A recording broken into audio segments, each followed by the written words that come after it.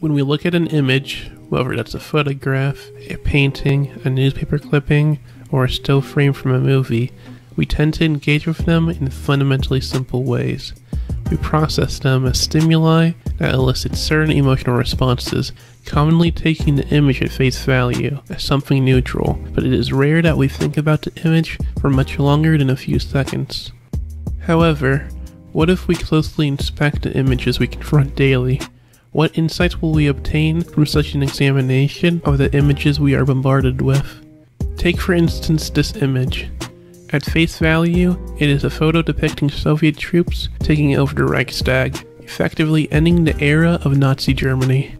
However, is that all this image means? What does this image mean to you, the viewer? If you're a conservative, you'd most likely view this image in a somewhat mixed manner. From their perspective, it is the end of a totalitarian regime in Germany for the defeat of fascism, but it also corresponds with the rise of another totalitarian regime in Stalinist Russia. If you're a leftist who is supportive of Soviet politics, however, you'd view that image in a fundamentally different way.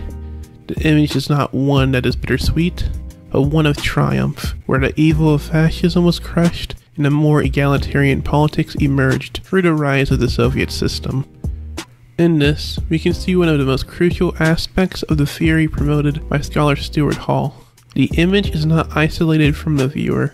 There is a dialogue, if you will, between the image and the viewer. And because of this dialogue between the image and the viewer, this constitutes the image as an entity that lacks a fixed meaning. That the substance of the image is dependent on the identity and experiences of the viewer interacting with the image. To put it in another, more direct way, the image is inherently ideological, and thus by inspecting the image, we are drawing out and making clear the ideology imbued into the image. We can also take a look at the image Hall offers as an example, the image of Linford Christie, a British track star who won the gold medal in the 100 meter and who also is black of Jamaican descent. At surface value, we just see an athlete proudly wearing the Union Jack flag in jubilation. But if we inspect the image ideologically, what do we see? Again, the substance of an image is constituted by its dialogue between the viewer of the image and the image itself. Here, we can see this brought out by Stuart Hall himself. The fact that he's a winning athlete, the fact that he's carrying the British flag, all those things are marked, but the meaning is not simply in those things, but it's in them insofar as they subvert our expectations, the expectations we brought to them, which nobody has said anything about at all. Nobody has marked this at all, but nevertheless, as if in this empty open field, the very marking of him as black and British has invoked that which is not said, but what is not said is as important to what is said as the things that are actually in the picture. That every image that we see is being read in part against what isn't there. The image of Linford Christie emerges as ideological due to what is not present in the photograph, that being monolithic white Britishness, and what is present in the photograph, a black track star draped in the Union Jack. Here, the photograph makes an explicit political statement for the dialogue between the viewer and the image. It actively subverts the concept of what it means to be British, and thus takes on several properties depending on the politics of the viewer. Further than this, however, is the fact that in all interpretations of these two images, the interpretations attempt to fix the meaning of these images, and the power of ideology acts for the meaning of these images becoming static, becoming constant. However, as we can see in these images, meaning is never fixed. It is always in the process of being subverted, being changed. By fixing the meaning of an image, the meaning of an event, power naturalizes the hierarchies of society, closing the abilities to break those hierarchies through the fixing of meaning. For example, that disability will always be an impairment that ought to be cured, that masculinity and femininity are defined and are not fluid, that cultural differences are set in stone, naturalized rather than being socially constructed, and other similar regressive concepts that are enabled by the fixing of the image, by the naturalization of meaning. That is why this interrogation of the image for Hall is so important. By interrogating the image, you effectively intervene power, interrupt the processes of ideology that seeks to fix the meaning of the image. So, by inspecting the image, we create opportunities, deconstruct hierarchies, and create a more equitable world. As Hall says, the purpose of power, when it intervenes in language, is precisely to absolutely fix. That is what we used to call ideology tries to do. It tries to say, I can tell you what the meeting in Northern Ireland today means. That is what it means. It doesn't mean anything else. It's not going to change. Tomorrow it's going to mean the same thing. It aims to fix the one true meaning. And the only hope you have about power in representation is that it's not going to be true. That tomorrow somebody's going to make a slightly different sense of it. Meaning is going to come out of the fixing and begin to loosen and fray. And therefore, it's not a sort of, postmodern playfulness which insists on the relative openness of the meaning. It is absolutely central to a historical notion that meaning can be changed. It can only be changed if it cannot finally be fixed. Because you bet your life that the attempt to fix it is why power intervenes in representation at all. That is what they are trying to do. They want, as it were, the relationship between the image and a powerful definition of it to become naturalized, so that is the only meaning it can possibly carry. Whenever you see that, you will think that. Whenever you see those people, you will assume they have those characteristics. Whenever you see that event, you will assume it has that political consequences. That's what ideology tries to do. That's what power in signification is intended to do. To close language, to close meaning, to stop the flow.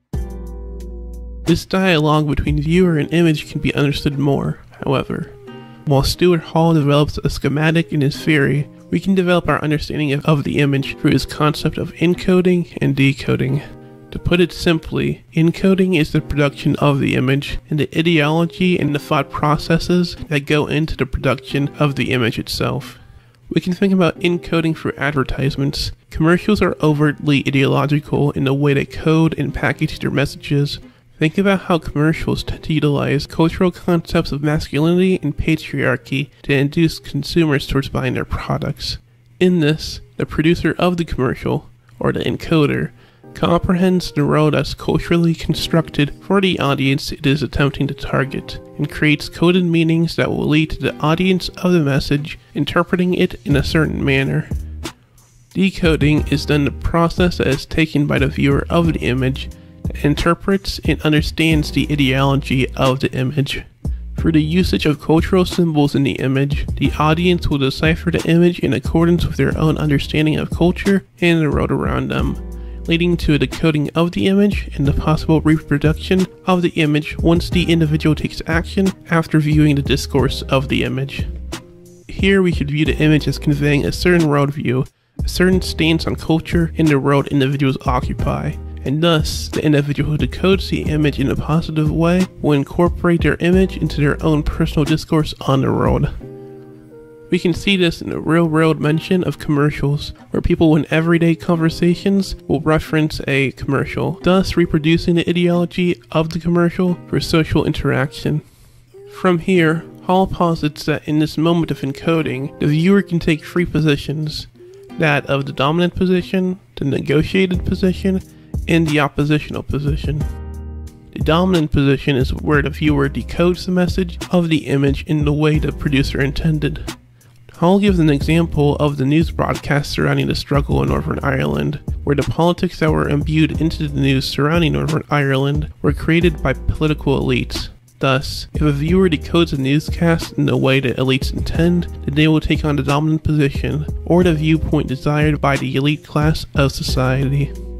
The negotiated position is then a compromise between the dominant position and the oppositional position, where the viewer rejects aspects of the image while accepting others. In this, they establish exceptions to the rule of the dominant position, meaning that they understand the dominant position, make up codes to where the viewer is able to coexist with the dominant. For this position, Hall gives us an example of a factory worker that believes that a wage freeze would be beneficial, but does not partake in a wage freeze because it would affect them negatively. The oppositional position is the position that departs from the dominant position and decodes the message of the image in a radical, oppositional way.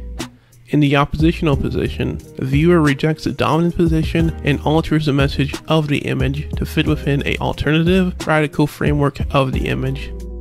We can think about this in terms of radical interpretations of films that, on the surface, are not radical in content. By interpreting films like, let's just say Lord of the Rings, through a lens of anti-capitalism, you submit a oppositional code by which the dominant ideology can be challenged. For Stuart Hall's theory of encoding and decoding in the positions of decoding that were just laid out, we can then see clearly what Hall terms the politics of the image, or the inherent political nature of the image. To put it in an extremely direct way, if images help create a worldview of individuals, if they are part of the constitution of how people see the world and see culture, then they are inherently political and have to be interrogated on that very basis of being political, rather than the traditional stance of images being ideologically neutral, or images being apolitical. We can rather easily see this in the inspection of images presenting the African diaspora in visual media. The images we see in visual media of black men, almost always, are ideological in its orientation.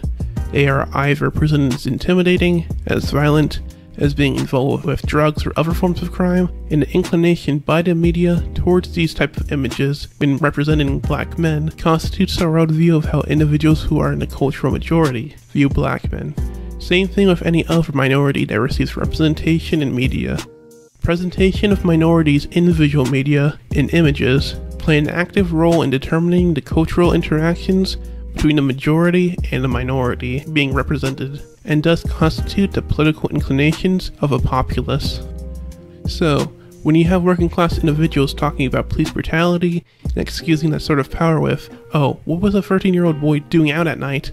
That's his fault," or, "Oh, he deserved to die. I mean, he was resisting arrest," and other extraordinarily illogical rhetoric and justifications for the police murders that have come out of conservative circles recently, I believe you have to look at the politics of the image, at the images presented to people in the newspaper, on the TV, at the movie theater, and take a close, hard look at those images. Now, this isn't to take away blame. Those people are either racist or regurgitating racist talking points and should be criticized justly for it. But it is rather to say that the images we are presented with are not sequestered away in the world of culture or in the world of visual media, but have tangible impacts on the material world and in how we organize ourselves politically. If we don't carefully interrogate the politics of the image, we're just dooming ourselves to the same cycles we see today.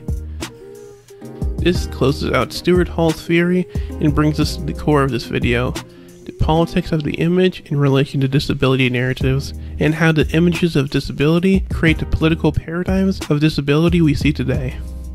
Fundamentally, as mentioned before, the image helps constitute how people view the world, and disability is no different. What insights will we yield when we interrogate images of disability common in popular discourse? What does the image of the individual with disabilities in movies and TV convey to a predominantly able-bodied audience?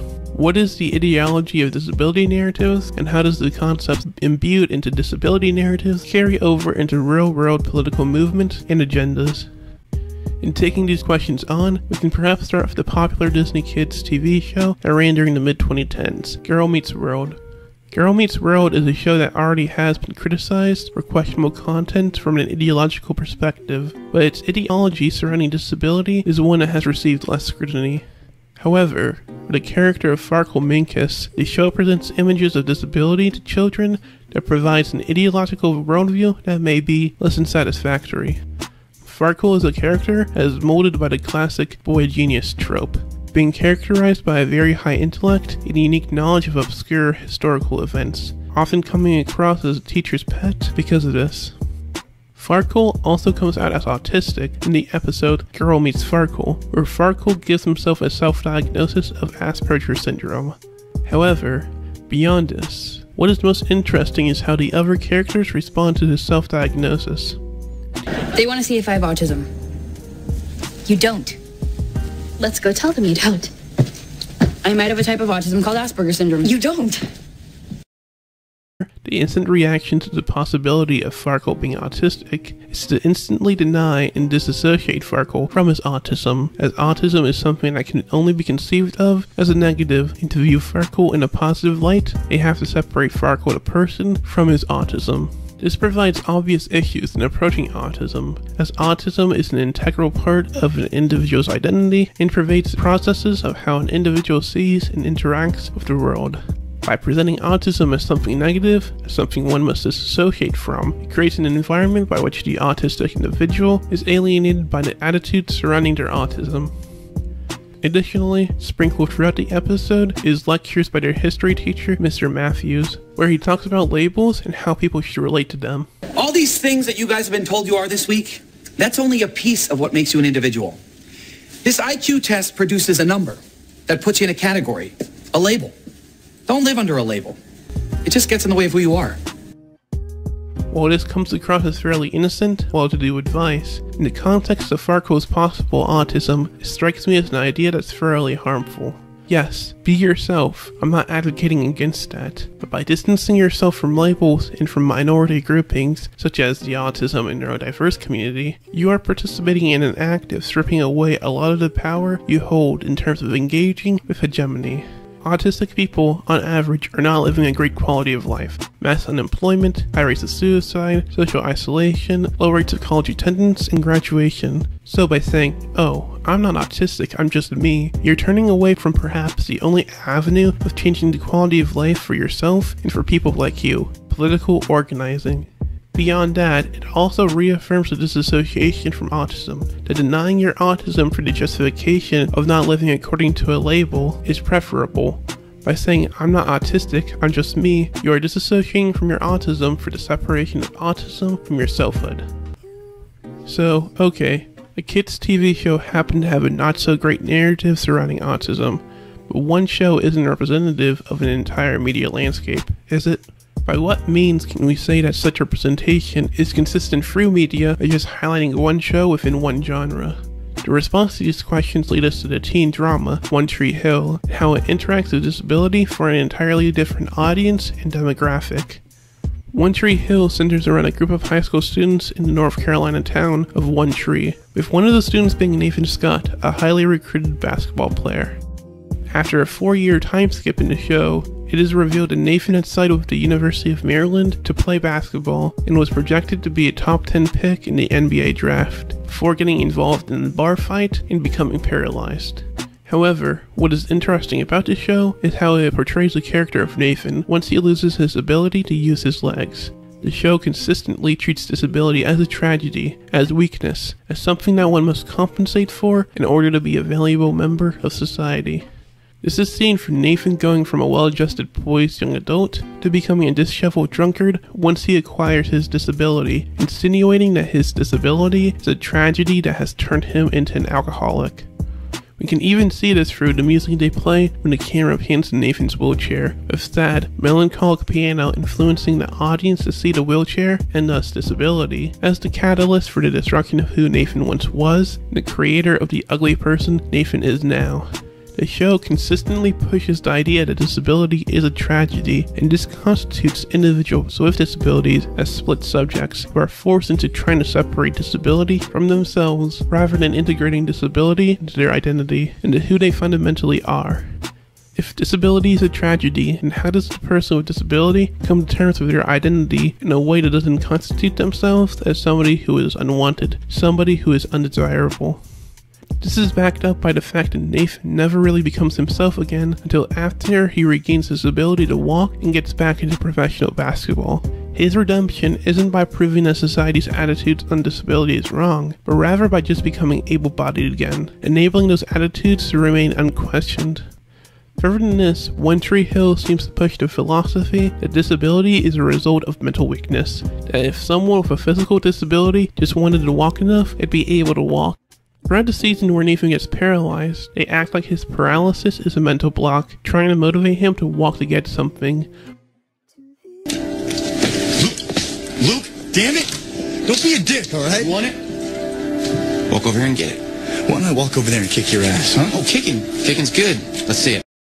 producing an ideology that disability is fundamentally a weakness, and that if someone is just pushed hard enough, that if they receive the right inspirational speech or motivational tactic, they'll be able to transcend disability, which then in turn renders those with disabilities in real life, type of disability that can't be transcended for lazy writing, plot armor, as mentally weak. With the examples of images of disability present in children's and young adult narratives already given, we can then move on to more traditional, culturally significant visual media, because surely, popular Academy Award-winning films would be more conscious and careful of the images they present to the world and the implications it has, right? In perhaps the most well-known film centering on disability, Rain Man, we can see that is not the case. The film Rain Man centers around Charlie, a somewhat shady car dealer who imports exotic cars from Europe, and his brother Raymond, who has autism. The plot of the film essentially goes like this. Charlie's father, who Charlie has a strained relationship with, leaves a will that entrusts $3.5 million to Raymond and leaves essentially nothing to Charlie. Because of this, Charlie finds Raymond at an institution and steals him to take back to LA in order to gain custody of him and gain access to the money entrusted to Raymond. The movie then devolves into a road trip movie, where Charlie has to deal with the sensory issues of Raymond's autism and his adherence to routine, which prevents them from flying by plane and forces them to stop and watch TV at 5 p.m. each day. This road trip, however, also allows Charlie to find out that Raymond is a mathematical savant. Because of his time on the road, a car deal Charlie was involved in ends up falling through and he ends up being in a debt of $80,000. In response to this, Charlie takes Raymond to count cards, where he wins back the money in blackjack. Here, Charlie goes from being regularly annoyed with Raymond to loving Raymond in his own way, with Charlie eventually ending the legal battle for custody of Raymond, sending him back to the institution, with Charlie promising a visit to Raymond soon. A particularly dangerous message Rain Man pushes, along with a lot of other narratives surrounding autism, and really disability overall, is that people with autism have a natural distaste for people, that they don't have empathy, and that they don't need or desire social contact. This follows with a theme of disability overall, where historically disability has been seen as not only a physical defect, but also a moral defect, with many believing that disability and other forms of delinquent activity were connected. Films like Rain Man and others have pushed this idea that people with autism lack empathy, and through this lack of empathy, lack a regard for human life.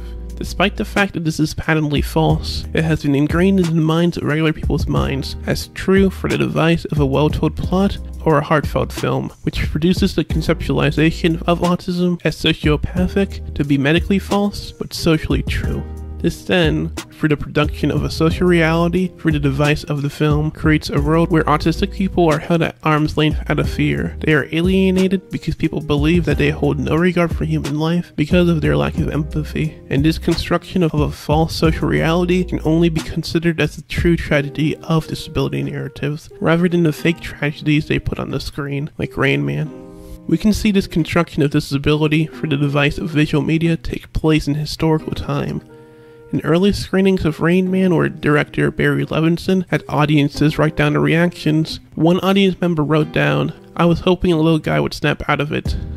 I mean, what better encapsulation of the effect of visual media on the material world is there? The audience member watches Rain Man, sees a portrayal of a, at the time, relatively unknown disability, and comes away with the feeling that he wanted the character to just snap out of his disability, to essentially stop being disabled, rather than come away with the idea that perhaps Raymond's autism isn't the problem, rather that the problem is with a society that functions on the exploitation of individuals like him.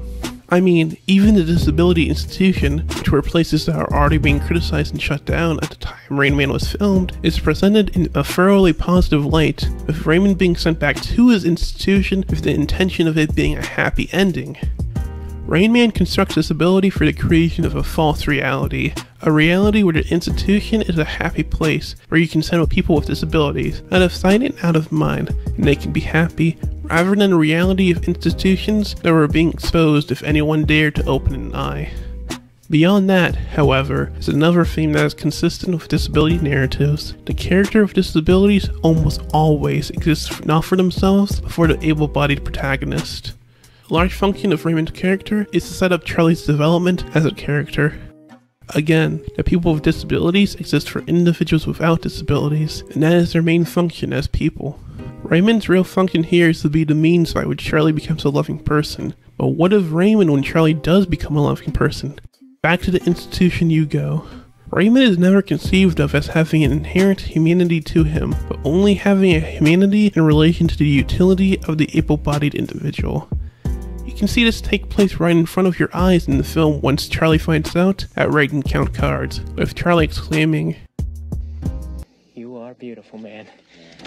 Raymond's beautiful when he can be exploited for the benefit of the able-bodied collective, but a retard when he's just existing as himself, Raymond. The main function of Raymond in the film is to humanize Charlie, rather than having an inherent worth as a character, as shown by Raymond's lack of change during the movie. We principally don't really know who Raymond is as a person, but rather just that he's an autistic savant.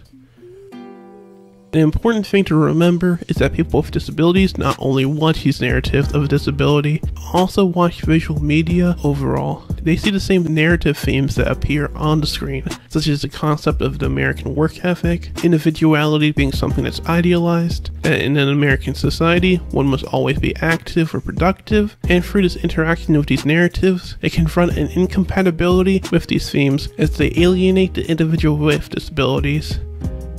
The themes mentioned before constitutes the disabled subject as an other and places them once again on the periphery of experience. We can then revisit One Tree Hill. What if we go a bit deeper in our analysis of Nathan and analyze disability through the lens of Nathan being an individual with a disability who is also confronting an incompatibility with what it means to be human in society? We talk often about accessibility in regards to disability, and when we talk about it, it usually refers to physical access to places of business, schools, government buildings, and so on. However, I consider accessibility in relation to the media to be referring to the access of being human, that media narratives oftentimes constitute what it means to be human and places disability outside the boundaries of humanity. If one is not the epitome of individuality, then they are just a little bit less human. If one isn't hardworking and grinding at a job, then they are just a little bit less human. If one doesn't possess the American work ethic, then they are just a little bit less American. Here, Nathan is confronting the fact that his access to his humanity has been restricted, and that only by regaining his mobility, his able-bodiedness, only then will he become human, become whole again. For such an analysis, we offer contradictions to the narratives of disability we see on the screen. We offer what Stuart Hall would call an oppositional position, where we interpret these narratives in a form that they obviously weren't intended to be interpreted as, but instead redeem them for ourselves, redeem them for people with disabilities. These sort of oppositional positions juxtaposing ideological media narratives is needed due to the real-world material effects representation has on political organizing and the building of counter-institutions and grassroots power, especially for people with disabilities. As shown in the oppositional analysis of One Tree Hill, ideas of American exceptionalism and uber-individuality is ingrained into the mind of the individual with disabilities, and this translates into an ideological structure where people with disabilities are dissuaded away from organizing themselves into functioning political coalitions. Through the cultivation of ideology by the means of visual media, people with disabilities are convinced that they're failures. The aforementioned unemployment, suicide rates, social isolation are personal failures rather than failures of a system built on the exclusion of disabilities. Disability narratives ingrain the idea that if they just worked hard enough, that if they just had the right perseverance or the right attitude, that they would be able to succeed just like anybody else. Basically, that the only disability is a bad attitude.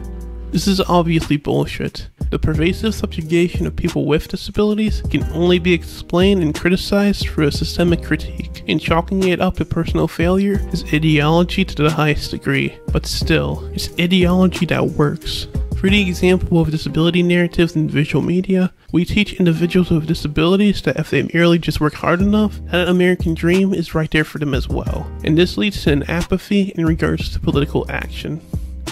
People with disabilities, when interpolated by visual media, may say, if everything I want is within reach, and I just have to work hard enough to fulfill my ambitions, why is there a need for political action?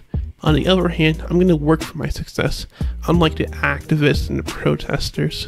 This type of logic is pure ideology, filtered through the apparatus of film and TV for their representations of disability, and it translates directly into disability rights being an inert movement, with very little victories being won on the ground. When is the last time you heard disability be mentioned in a political context? In a presidential debate? In a speech or a rally by a politician? Almost never, right?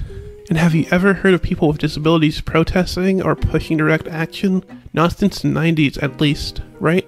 While it's more nuanced than this, we have to look at media representation as a social control by which disability movements are made inert. By constituting disability as something that must be compensated for, something that should be transcended, it actively pushes people with disabilities to disassociate from their identities, making sure that political coalitions of disability don't form, thus stopping movements for disability rights dead in their tracks. If people with disabilities are ideologically influenced towards seeing disability as just an obstacle one must overcome, rather than a form of societal subjugation, then disability movements will never get off the ground. This then produces disability narratives not as just film or visual entertainment, but as a form of ideology built on sustaining the economic profits built off of the exploitation of individuals with disabilities. This then underlines how important oppositional interpretations are. By decoding films in a manner that denies the film's intended ideological stance, you produce films on disability that are fundamentally revolutionary, that challenge the status quo of disability and provide cultural representations of disability that position themselves as catalysts for new forms of disability protest to emerge. By decoding disability narratives in this manner, we engage with the politics of the image and produce the disability politics of the image not as a conservative one or one that props up the functioning of capital, but rather one that engages in a politics that pushes for a emancipatory disability politics. A politics that challenges the conceptions of disability we hold today and disrupt the flow of capital. And I talked about the question of power and of closure in representation, what that closure is about, that is, as it were, how symbolic power operates in representation, an attempt to naturalize the meaning so that we don't have any other way of thinking, any other access to knowledge about what is being told us about the world, but the way in which it is being interpreted, and why, therefore, an attempt to keep representation open is a way of constantly wanting new kind of knowledges to be produced in the world, new kinds of subjectivities to be explored, and new dimensions of meaning which have not been foreclosed by the systems of power which are in operation.